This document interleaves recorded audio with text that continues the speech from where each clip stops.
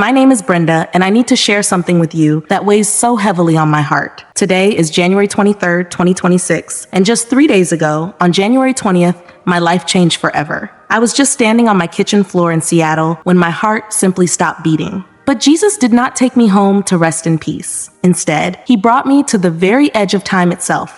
He peeled back the veil of this world and showed me 4 specific physical signs that will trigger the 3 days of darkness. This is not about rumors of war or things you hear on the news. This is about what is coming to our very doorsteps. He told me that when the 3rd sign appears, you will have less than 20 minutes to get back inside your house. It pains me to say this, but Jesus told me that 90% of Christians will not know. They won't realize it because they will be too busy looking at their phones instead of looking up at the sky when the first sign appeared. I'm going to describe exactly what that looks like right now because your life depends on it. It was January 20th in Seattle. The afternoon was gray, typical for our city, and those police sirens were wailing again as they always do, echoing through the streets. I was sitting at my desk grading papers and listening to the news about nuclear threats, feeling that heavy knot of worry in my chest that had become my constant companion.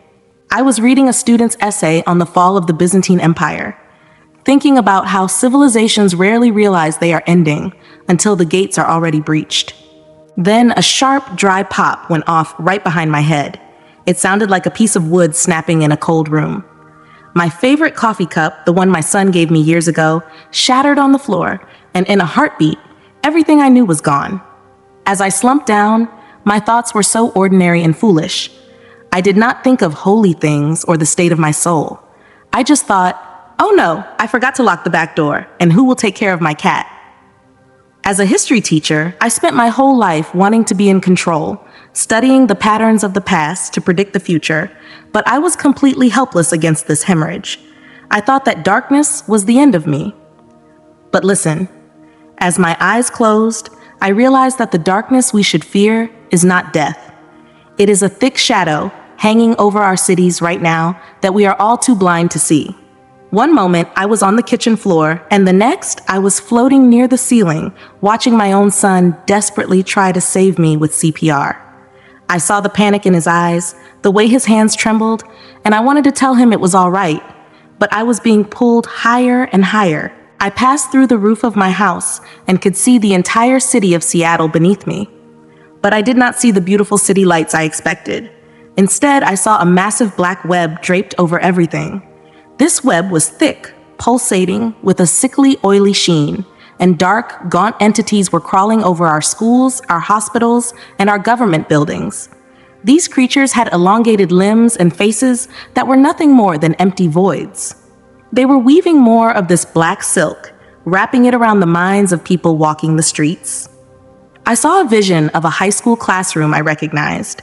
A dark entity sat perched atop the teacher's cabinet, its long, shadowy fingers resting on the shoulders of the students.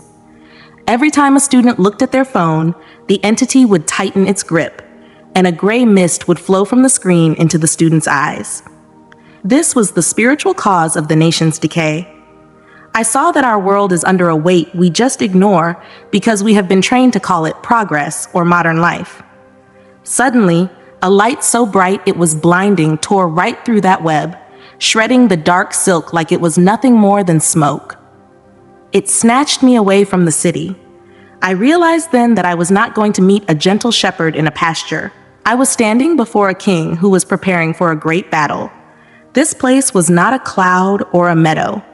It was a giant war room filled with ancient scrolls and maps of nations that seemed to hum with power. The walls were made of living light, and I could hear the sound of 1,000 clocks ticking in perfect unison, though there were no clocks to be seen. The scrolls on the tables were moving, the ink shifting as I watched. I saw names of cities, New York, London, Jerusalem, Seattle, and beneath the names were numbers that were rapidly counting down. I saw a map of the United States that was covered in small, flickering candles.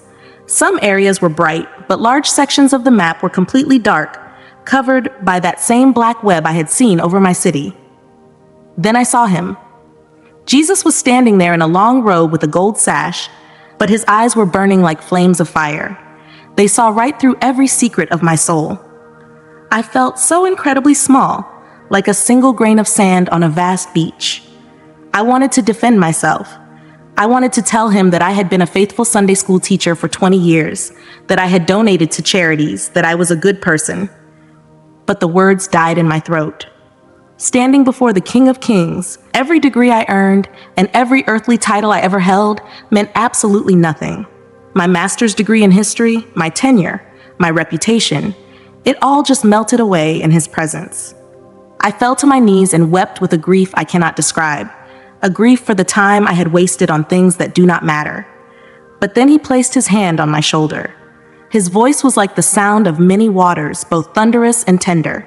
He said, "Brenda, I did not bring you here to judge you. I brought you here to warn my people because they are sleeping like the people of Pompeii while the volcano is about to erupt. They look at the ground, they look at their screens, they look at their own reflections, but they do not look at me." He waved his hand, and another vision appeared before us. I saw a vast field of wheat, but the stalks were not made of grain. They were made of human beings. Most were bent low, their heads heavy and tucked into their chests, but a few were standing tall, their faces turned toward the sun. "These are my remnant," he said, "but the storm that is coming will test even the strongest stalk." He told me that most Christians are not even looking up. He said, "Look now and see what is coming." Jesus then opened a window for me to look down at the near future of our world.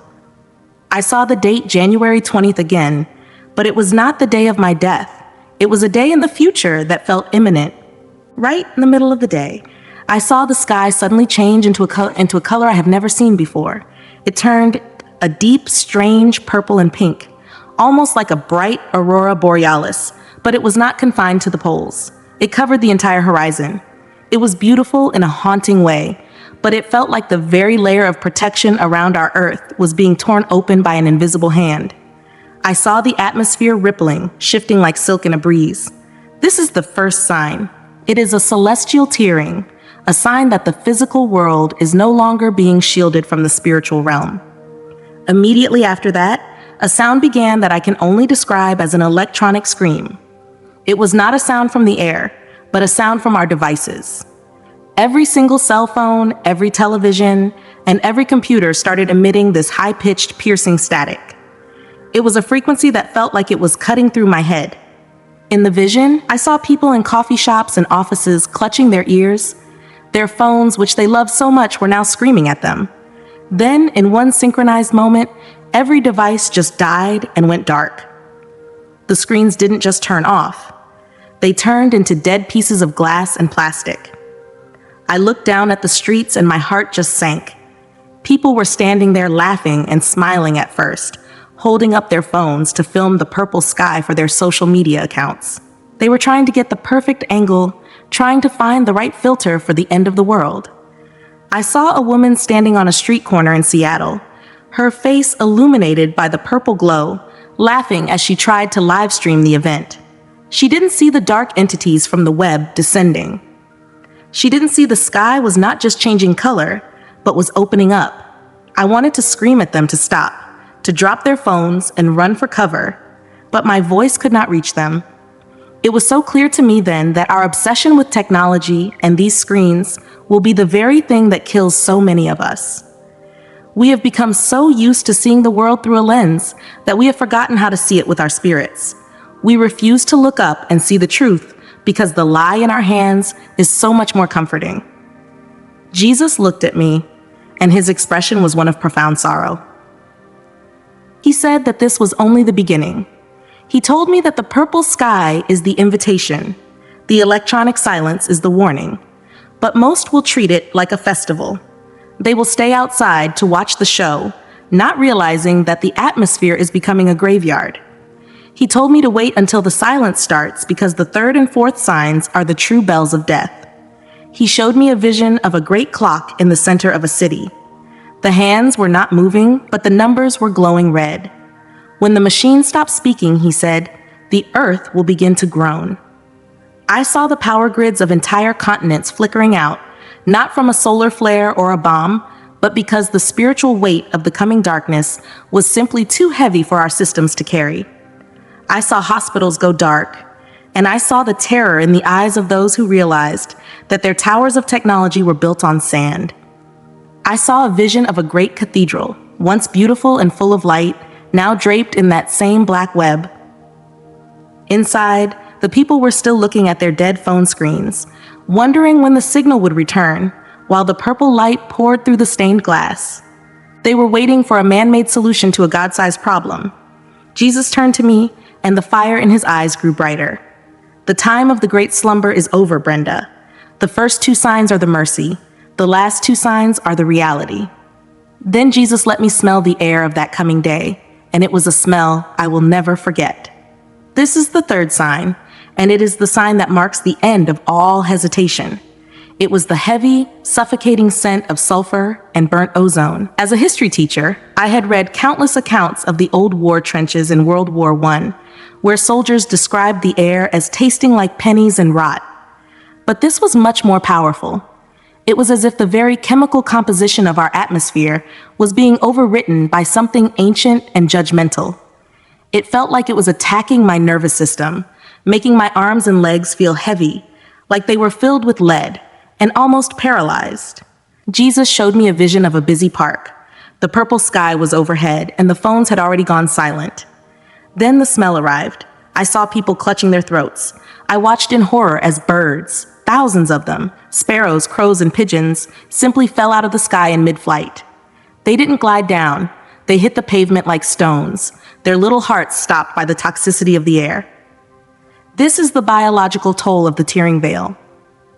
I saw a young man standing by a fountain, and as he breathed in that sulfurous air, his face turned a pale, sickly gray. He tried to run, but his legs buckled. I saw dogs and cats, those creatures Jesus has given us as companions, reacting with a terror that no human can yet understand. I saw a golden retriever in a backyard whimpering in fear, its tail tucked tight, frantically digging at the dirt to try and get under a porch. I saw cats hissing at the empty air, their eyes fixed on those gaunt, dark entities that were now becoming visible in the thickening gloom. Jesus told me that the animals are much more in tune with his creation, and when they decide to hide, it is because they know the predator has arrived. Then a silence fell that was so heavy, it felt like it had a physical weight of its own. This is the fourth sign. The electronic scream of the phones was gone, replaced by a dead, terrifying stillness. There were no cars moving, no children playing, and no human voices. I saw the highways of America, usually buzzing with the sound of thousands of engines, completely still. People had abandoned their vehicles because the air had become too thick to breathe, or the engines had simply ceased to function in the spiritual pressure. In that moment, I understood that we humans are the most helpless creatures left on the face of the earth when we are disconnected from our Creator. Jesus turned to me, his eyes filled with both fire and a deep, deep mercy that I cannot find the words to describe. He said, "Brenda, remember this. When your dog stops barking and the air begins to smell like burnt metal, you will have exactly 20 minutes. Do not wait. Do not look back. Do not try to gather your belongings or your precious things. Run to your home immediately." I could feel the weight of his words pressing into my soul like a heavy stone. He was giving me a specific protocol, a set of rules for survival that I had to remember. He looked at me with such a deep seriousness and said, "Brenda, if your children are at school and it is too far to reach them, you must not try to go. You have to trust me and pray for them right where they are." This was the hardest part for me to hear. As a mother, my first instinct is always to run to my child. But Jesus showed me a vision of what happens when a parent tries to outrun the 20-minute clock. I saw a father frantically driving toward his daughter's elementary school. He was caught in a jam of abandoned cars. He jumped out and started running, but the sulfurous mist caught him. He fell just a block away from the school, unable to move. While the darkness closed in, Jesus told me that in those moments, our physical strength will be nothing. Our only hope is spiritual trust. "I am the shepherd of the children," he said. "If you stay in obedience, you place them under my hand. If you move in rebellion, you move them out from under it. If you are close enough, you go the very second that purple sky appears, but not a moment later," he continued. "You must get inside your home, and you must lock every single door. You have to understand that this is not just another storm or a natural disaster. This is a spiritual invasion of the dark entities I saw earlier, and they are coming for anyone who is left outside. I realized then that I could no longer be the soft, quiet history teacher I had always been. I had to have the heart of a soldier. Friends, when that day comes, it will not be the time for a family meeting or to ask everyone for their opinion. You have to be the one to take charge and lead. You have to be the commander of your own home. You give the orders, and you do not hesitate for even a second. If your car is stuck in traffic, you leave it right there in the middle of the road. If you are sitting at your desk at work, you walk out and you do not look back. Nothing in this world matters more than getting to safety when that clock starts ticking. Your life is everything, and there is no room for doubt. Jesus began to show me exactly how we are supposed to protect our families, and it felt like I was receiving a holy survival guide. He told me it is not about having fancy equipment, expensive bunkers, or high-tech gadgets. It is about simple physical obedience. He showed me a vision of a humble home. The family inside was not wealthy, but they were prepared. I saw them taking thick rolls of tape and sealing every single crack around their doors. They were covering their windows with heavy blankets and cardboard boxes, making sure that not a single sliver of the outside world could be seen. You must cover your windows until they are completely dark, he instructed. As long as no light from the outside gets in and no light from your home can be seen from the street, you are creating a sanctuary. But the most important part is that you cannot look out. As a history teacher, I immediately saw the connection. This is a repetition of the Passover from the book of Exodus in Egypt. I saw a vision of ancient Goshen, where the Israelites huddled in their homes while the angel of death passed over. In those days, the people of God put the blood of a lamb on their doorposts to stay safe. But for us, the blood we apply is our faith and our complete obedience to his commands. The darkness outside will be a judgment, and we are not meant to witness the judgment of God. Jesus looked at me with such intensity and reminded me of Lot's wife. He showed me a vision of her standing on the plain, her body turning into a pillar of salt. He told me she was lost, not because she didn't leave the city, but because she could not resist looking back at the judgment falling on the city behind her. Her heart was still attached to what was being destroyed. Friends, you have to understand that what is happening outside those windows will be so horrific and so spiritually heavy that even one look would be enough to break a human mind. Our eyes were not made to see that kind of darkness. To make sure I understood the weight of this, Jesus let me walk through a vision of this terrible moment. It was a test of the soul that left me shaking. I saw myself sitting in the absolute darkness of my own home, which I had sealed up perfectly, just like he instructed. I had my beeswax candles lit, providing a small, flickering glow. Everything was quiet for a moment, the silence of the fourth sign pressing against the walls of the house. But then a frantic, desperate pounding began on my front door. It was a sound that would make any mother's blood run cold. I heard my son's voice, not just a voice that sounded like him, but the exact pitch, the exact tremor he has when he is scared. My own boy, whom I love more than life itself, was screaming for me. "Mother, please open the door. They are right behind me. Something is chasing me. Please, Mom, let me in." My heart just felt like it was being ripped in two. I forgot about the rules. I forgot about the warning in the war room. I forgot about the purple sky. Every part of my soul was screaming to save my child. I started to lunge toward that door. My hands were already on the lock, my fingers fumbling with the bolt, ready to throw it open because I couldn't bear the thought of him suffering outside. But suddenly, I felt Jesus' hand like a firm, heavy weight on my shoulder, stopping me in my tracks. His voice was more stern and serious than I have ever heard it before. He said, "Brenda, stop. That is not your son." He explained that these fallen angels and evil spirits, the same ones I saw weaving the black web, have the ability to perfectly mimic the voices of our most precious loved ones. They know our hearts. They know our soft spots. They have watched us for years, and they know that our love for our families is the easiest way to get us to disobey. He told me that if I had opened that door, I would not have found my son on the porch because he was not actually there. Instead, I would have been inviting a spirit of death into my home to destroy everyone I was trying to protect. I just fell to the floor and sobbed at his feet. The deception was so perfect, so cruel. Jesus told me that this is not a game and it is not a drill. It is a war. And in this kind of battle, the only true mercy you can show your family is your absolute and total obedience to his word. You have to settle this in your heart right now, friends. You have to decide today that you will trust Jesus more than your own ears.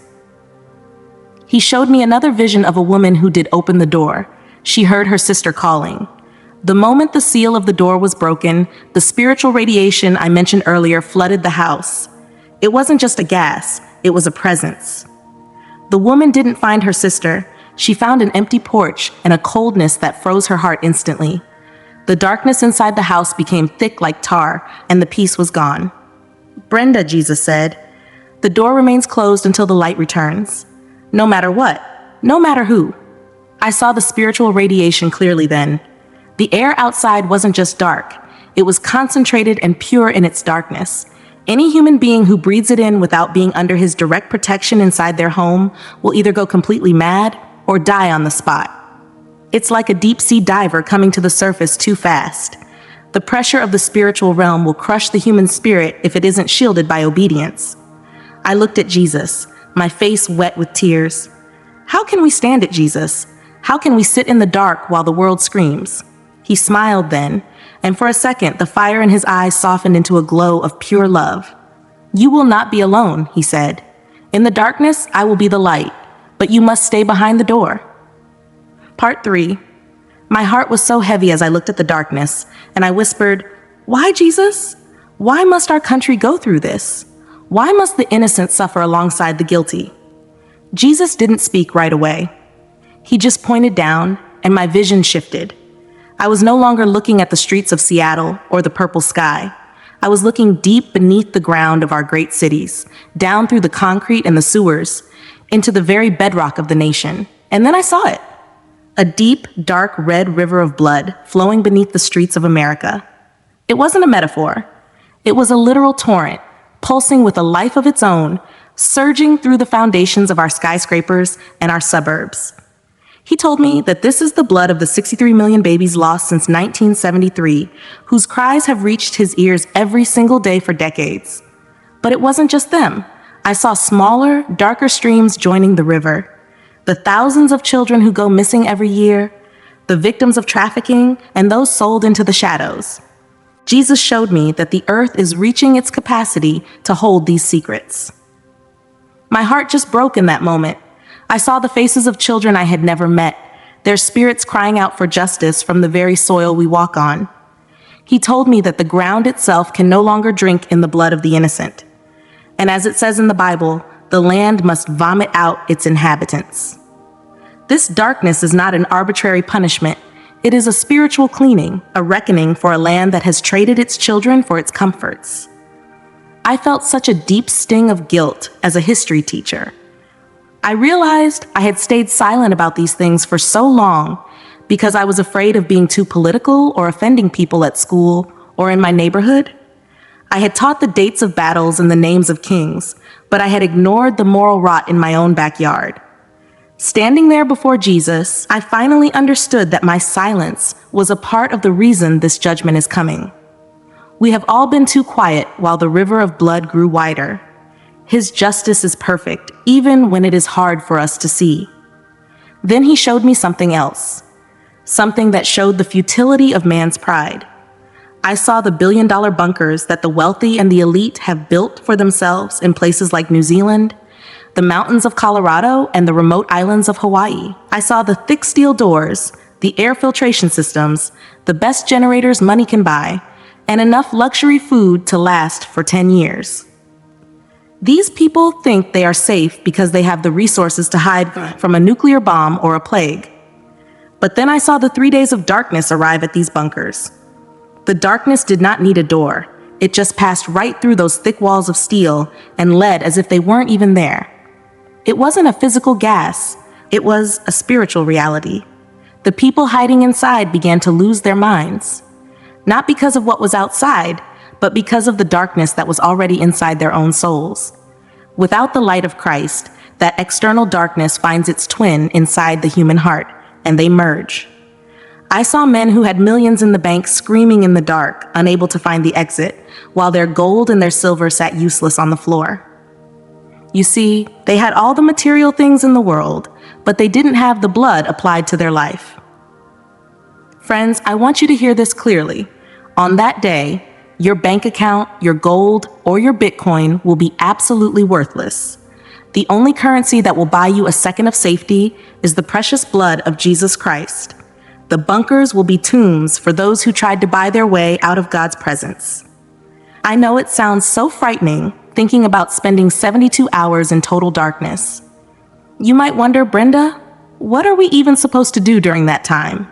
How can we survive the fear? Jesus was so clear with me about this. He told me that every single thing we depend on in this modern world will be gone. There will be no electricity to turn on. Not even a flashlight will work if it's not under His grace. There will be no water coming from our faucets because it could be poison, as the spiritual pollution affects the physical elements. And there will definitely be no internet to check for news. It will just be you and your family in the quiet of your home. He told me we should have pure beeswax candles ready. This is a specific instruction. These are ones that we have held and prayed over, setting them apart to provide a small and holy light in that deep gloom. He showed me that these candles will stay lit even when the oxygen feels thin, because they are fueled by the prayers of the saints. This time is not for chores, it's not for sleeping through the day, and it's not for worrying about what the neighbors are doing. It is meant for one thing only, and that is deep repentance. We are called to pray, to fast, and to read the words of Psalm 91 out loud until those promises are the only thing we can hear. He who dwells in the secret place of the Most High shall abide under the shadow of the Almighty. You must say these words until they become your breath. I realize it is just like the story of Jonah when he was trapped inside the belly of that great fish. It was a dark, lonely, and very tight place. It smelled of the sea, and it was terrifying. But it was also the only place in the entire ocean where he was safe from the raging storm outside. The darkness of your home is your whale. It is the vessel that carries you through the judgment. This is your time to let Jesus reach deep into your heart and pull out the weeds of pride and secularism. He is going to use those hours to reshape your soul and prepare for the brand new world that is coming next. Then, oh friends, the morning of the fourth day will finally arrive. I saw the sun rise in my vision, and it was a sun like I have never seen in all my years of living. It was not the pale yellow sun we know now. It was so much more radiant and golden. A light that didn't just hit the surface of things, but seemed to shine right through them. That terrible, suffocating smell of sulfur and metal will be completely gone, replaced by a sweetness and a freshness in the air that feels like it is coming straight from the gardens of heaven. It will be the first time since the Garden of Eden that the air is truly clean. Jesus showed me families finally opening their doors and stepping out into the sunshine. I can still see their faces so clearly in my mind. They weren't just happy to be alive. They were changed. They were actually glowing with a soft, beautiful light. It is what the Bible calls the Shekinah glory. It reminded me so much of when Moses came down from the mountain after being with Jesus, and his face shone so bright that people couldn't even look at him. These people had been washed clean and purified by their time spent in the dark with their Creator. I looked around the city, and those dark, gaunt things I saw earlier, the ones clinging to the government buildings and the schools, they were just gone. They couldn't stand the frequency of the new light. The evil forces that have been hidden in the shadows of our world for so long, manipulating our leaders and our children, were finally driven away or brought out into the light to be seen for exactly what they are. It felt like the beginning of the greatest revival the world has ever known. A time when God's glory will be the only thing that truly matters. It was as if the earth itself had been given a new breath of life. And for the first time, everything was exactly the way it was always meant to be. I wanted so badly to stay in that glorious light where there was no more pain or sorrow. I wanted to walk those clean streets and never think about a history book again. But Jesus put his hand on my shoulder, and his gaze was so serious. He told me, "Brenda, it is not your time yet. The boat is not finished and my people are not ready. You must go back and tell them about the 4 signs and why they must keep the door closed. Tell them that the 20 minutes is non-negotiable." Then I felt a sudden, powerful shove against my chest, like a bolt of lightning hitting my heart. I felt like I was falling through space, dropping from a building 100 stories high. It was a terrifying, rushing feeling, the wind whistling through my spirit. Then came the pain. It was sharp and agonizing as my spirit was forced back into this old, broken body. I opened my eyes to the blinding white lights of the hospital and the frantic beep of the monitors. My son was there, his face red from crying, and the doctors were rushing in with needles and charts. They were all talking at once, calling out my vitals, but I could not focus on their voices. I just took one deep, shaky breath, and even through the smell of bleach and medicine, I could still smell that faint metallic scent of sulfur. It was a lingering reminder that the war room was real. The king was real, and the warning I have to give you is the absolute truth. The medical team was in shock when I finally came around. They told me that my brain had bled so much that I was gone for 12 whole minutes. By all the rules of science, I should have had severe brain damage. I should have been a vegetable. But my mind was clearer than it had ever been. They called it a medical miracle, but I knew it was only because Jesus had work for me to do. I wasn't healed for my own sake. I was healed for yours. When I finally walked back into my house, everything looked like a pile of dust to me. I walked over to the shelf where I kept all those trophies and plaques from my years as a history teacher, the Teacher of the Year awards, the plaques for my years of service, and I just tossed them in the trash. They were just pieces of wood and plastic compared to the eternity I had just seen. They meant nothing in the face of the purple sky. I went out and started buying pure beeswax candles and extra water for the house. I checked the seals on my doors and bought heavy blankets for the windows. But the biggest change was in how I talked to my family. I used to spend hours helping my grandchildren with their history homework, teaching them about the Great Depression or the World Wars. Now we sit on the porch and I tell them to keep their eyes on the horizon. I have taught them exactly what that purple sky will look like and what to do the moment their phones stop working. I told them that being a history teacher was my job, but being a watchman for Jesus is my calling. Now, my neighbors probably think I have lost my mind. They see me preparing and they whisper.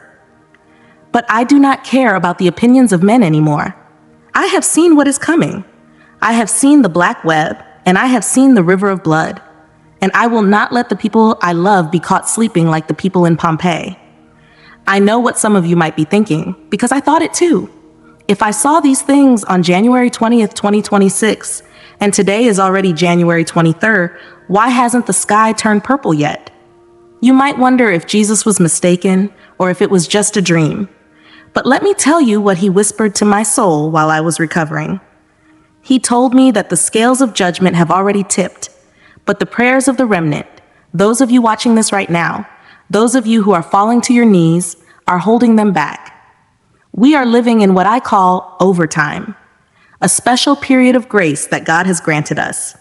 He is not being slow or late. He is delaying the shadow because his heart is so full of mercy that he wants to give more people time to hear the warning. He wants to give one more mother time to find her children and one more lost soul time to find their way into the safety of the house before the door must be closed. Every day that the sky is blue is a gift from a king who wants no one to perish. Please, I beg you to remember these 4 signs. First, look for the purple sky. Second, listen for that electronic scream from your phone. Third, watch for that terrible smell of sulfur. And finally, the dead silence when even the birds fall still. Do not trust your memory when the panic starts. Your brain will try to tell you it's just a solar flare or a technical glitch. Get a small index card today. Write these 4 signs down and tape it right to your refrigerator where your whole family can see it every day.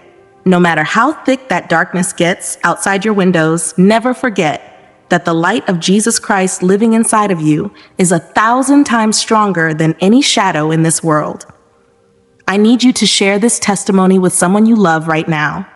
That one button you click to share could be the very thing that wakes up a friend or a family member who is still sleeping through this hour.